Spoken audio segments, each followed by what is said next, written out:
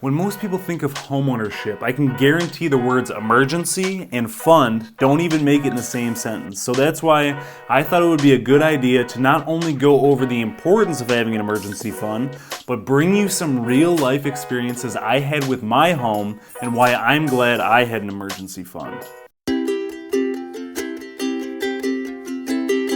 Believe me when I say this, I know buying a home is very exciting. Not only do I see it every day with my clients, I have experienced it myself too. Sometimes when you get overly excited or anxious to get the keys to your new home, your morals and standards are covered with a curtain and thrown out the window.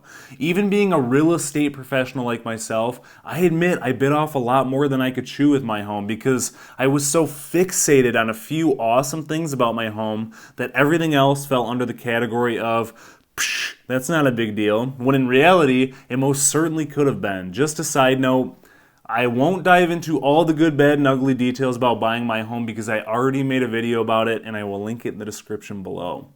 My girlfriend Elena and I saved much more money than we needed to in case we were faced with stuff dying on us. Especially in today's housing market, it would be a better financial decision to buy a home that needs a little more TLC than to buy something updated all the way at a premium. Our house didn't have an AC, so that's something we kept in mind to set money aside for. The furnace seemed to be on its last leg, and the last thing we wanted to do was have that die right in the middle of winter, so we replaced it at the same time we got a new AC put in to make that whole process much more seamless, as any heating and cooling expert would say. The first day we moved in, we put everything in our closets like any homeowner would, and the whole closet collapsed. It was that rinky-dink wire shelving, but it tore all the anchors out of the wall, and we had to not only mud and paint the closet, we bought a closet-made closet kit because we didn't have the tools or the time at the moment to build an extravagant closet. On top of that, the garage roof started leaking, and we figured out that the ridge cap shingles were essentially torn to shreds, causing water to run down and sneak its way into the nearest nail holes.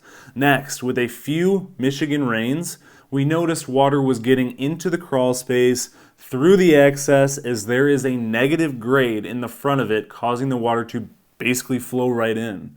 Yes, I did catch this during the open house and the inspection, but I didn't know how bad it actually was until it rained the first time. So I purchased a metal ring, pea pebbles, and some other materials so I can make the terrain a little friendlier by the house. We also found a lovely puddle in the making at the front of our refrigerator. With the assumption it was a goner, we found that the defrost tube was completely frozen and wasn't allowing any water to pass through. So we chiseled away at the ice, we poured hot water down it, and wrapped a copper wire around the coil to drop 2 to 3 inches down the tube. Since the coil gets hot and the copper is a good conductor of heat, this turned out to be an Einstein DIY project that didn't empty our wallet.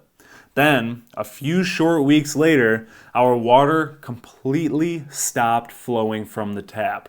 We are on a well, and we assumed we would need a well pump and a pressure tank. Luckily, all we needed to do was add some PSI to the pressure tank and replace the pressure switch on the well pump for a whopping $20.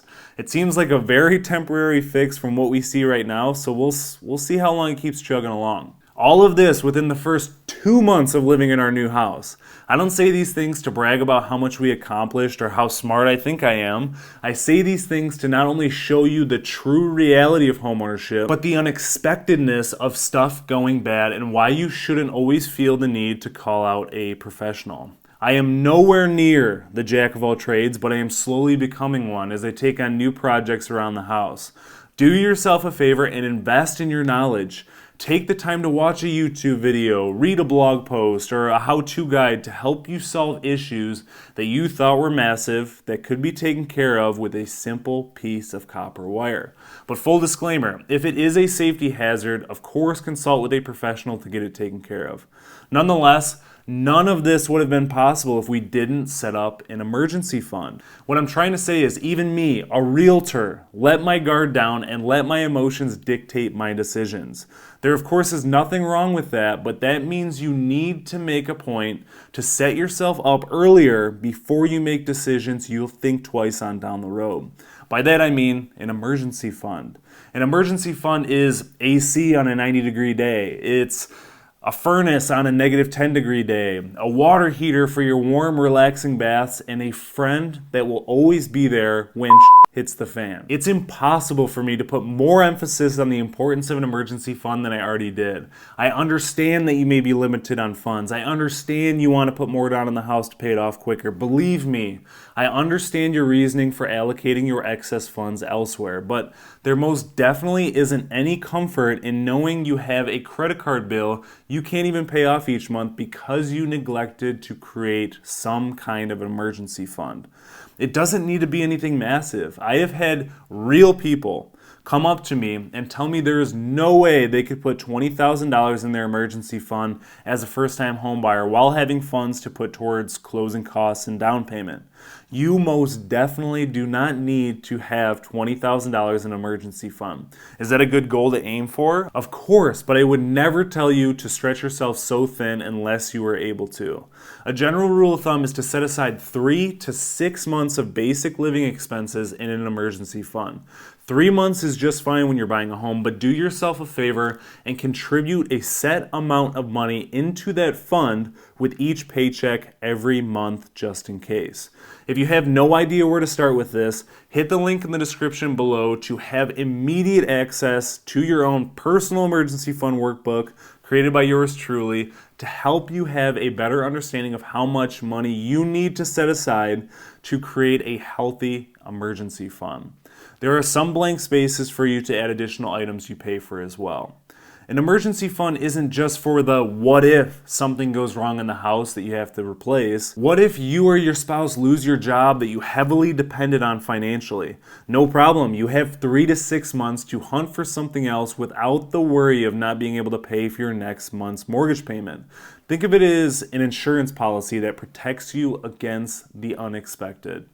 I hope this rant helped you understand the importance of creating and maintaining an emergency fund for all of life's wonderful surprises.